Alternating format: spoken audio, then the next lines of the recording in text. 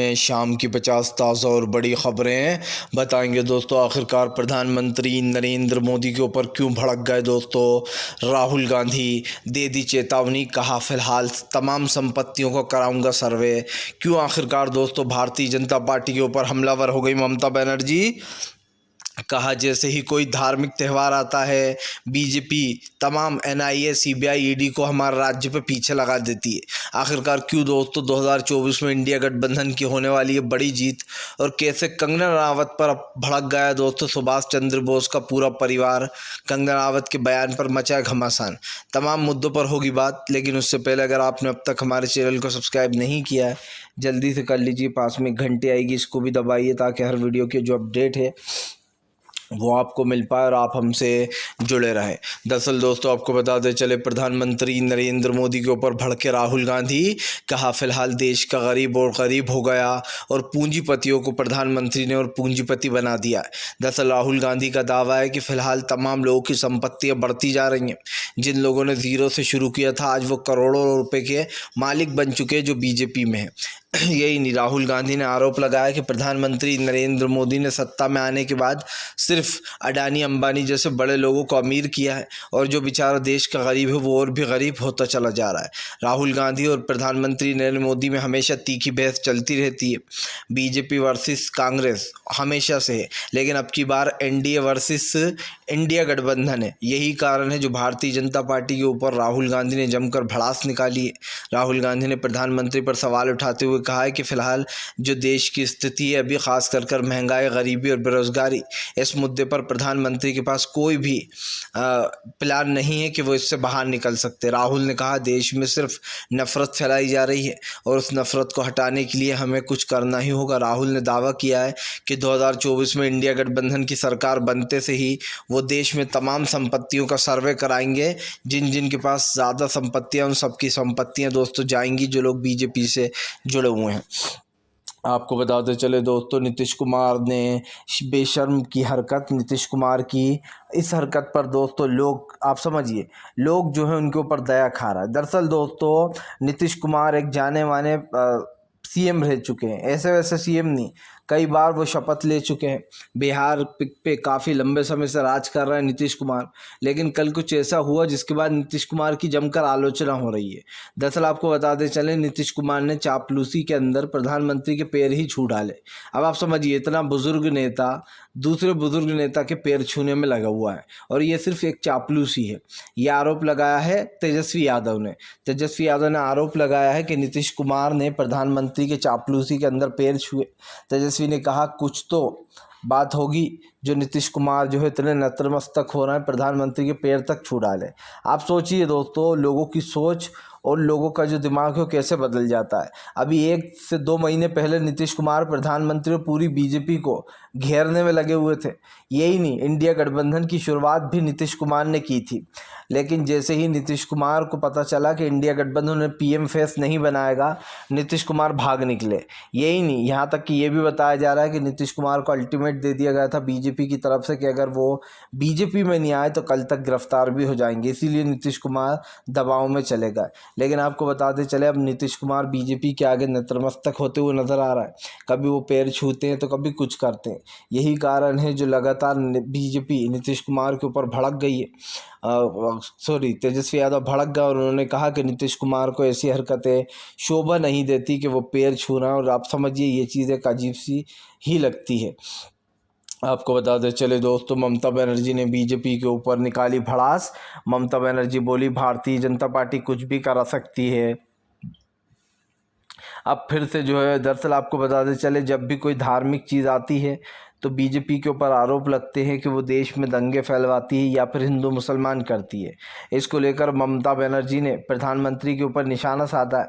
ममता बनर्जी ने प्रधानमंत्री पर हमला बोलते हुए कहा कि रामनवमी फिर आ रही है, आप देखेंगे कि चॉकलेट बम भी फूटेगा तो एनआईए आ जाएगी यहाँ पर।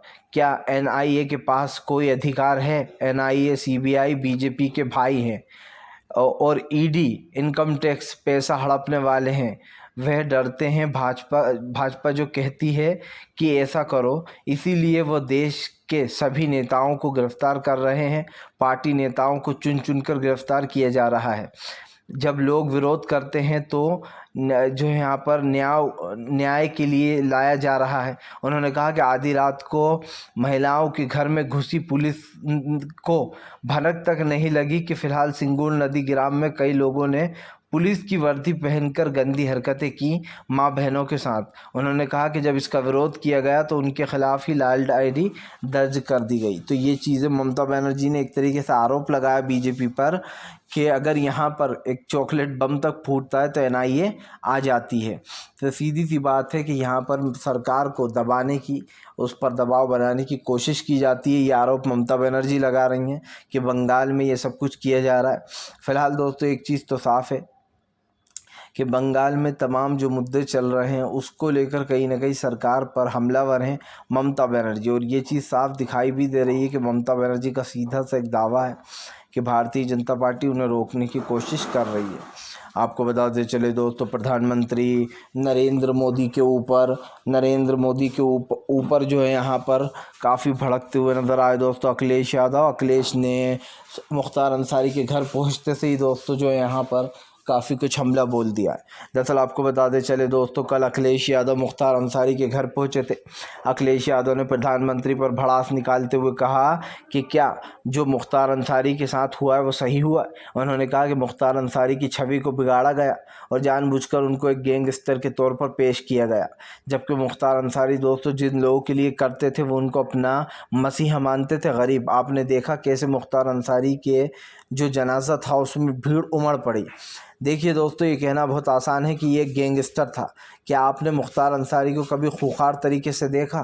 किसी नहीं देखा। हमेशा लोग ये जानते थे कि मुख्तार अंसारी दोस्तों लोगों की मदद करते थे। यही नहीं दोस्तों, ये तक कहा जाता है कि जो पुलिस वाले गलत व्यवहार करते थे गरीबों के साथ, उनको भी सबक सिखाने का काम किया मुख्तार अंसारी ने। इसीलिए लोग उनसे जलते थे और उनके खिलाफ कई झूठे मुकदमे दर्ज करा रखे थे।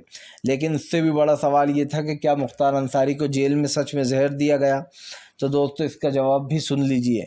आरोप अब तक यही लग रहा है कि हाँ, जेल में मुख्तार अंसारी को जहर दिया जा रहा था, क्योंकि ख़ुद मुख्तार अंसारी ने इस बात का जिक्र किया था दोस्तों। उन्होंने ही ये कहा था कि उनको स्लो पॉइज़न दिया जा रहा है जो धीरे धीरे कर असर दिखाता है। और ये बात साबित भी हो गई जब मुख्तार अंसारी की जान गई। हालांकि पुलिस प्रशासन ने यही कहा कि भैया उनके हार्ट अटैक से जान गई है, लेकिन एक व्यक्ति दोस्तों जो अच्छा खासा हट्टा कट्टा है, उसे अचानक से खाना खाकर ऐसा महसूस होने लगता था कि वो कमज़ोर हो रहा है। तो आप समझ सकते हैं कि फ़िलहाल ये कितनी बड़ी साजिश थी। और इसमें कोई संदेह नहीं होना चाहिए कि अभी दोस्तों मुख्तार अंसारी का जो बेटा है अब्बास अंसारी, उनको भी ईडी ने गिरफ़्तार कर रखा है और वो भी उत्तर प्रदेश की जेल में लंबे समय से बने। आज़म खान भी बने, आज़म खान के बेटे भी बने। कल को ऐसा ना हो कि इनको भी एक एक कर ये आरोप लग रहा है कि मार दिया जाए। आपको बता दें चले दोस्तों, फ़िलहाल एक बार फिर से गेम हुआ पलटने वाला है। जी हाँ, दरअसल आपको बता दें चले दोस्तों, इंडिया गठबंधन की बड़ी जीत के लिए संजय सिंह ने भी कर दिया दोस्तों चुनावी प्रचार शुरू। दरअसल आपको बताते चले लोकसभा की तमाम सीटों को लेकर प्रचार प्रसार शुरू है। ऐसे में ज़बरदस्त तरीके से भड़कते हुए नजर आए संजय सिंह ने कहा कि केजरीवाल ने जो कहा है कि दिल्ली की 7 की 7 सीटें आपको आम आदमी पार्टी को जिताना है, 4 वो जो आम आदमी पार्टी के पास हैं और 3 वो जो कांग्रेस के पास हैं, क्योंकि कांग्रेस इंडिया गठबंधन है दोस्तों। संजय सिंह ने अपने साथ साथ कांग्रेस की 3 सीटों का भी प्रचार कर दिया। यही नहीं, संजय सिंह ने साफ कहा कि फ़िलहाल इंडिया गठबंधन को जिताओ ताकि इंडिया गठबंधन तुम्हें मजबूती से सपोर्ट कर सके। संजय सिंह ने कहा कि मोदी जी जब प्रचार करते हैं तो कहते हैं कि अगर हर गांव में कब्रिस्तान होता है तो शमशान भी होना चाहिए, लेकिन हम कहते हैं कि हर गांव में स्कूल होना चाहिए, हर गांव में जो है अस्पताल होना चाहिए, क्योंकि कब्रिस्तान और शमशान का कोई काम नहीं है। आपको बता दें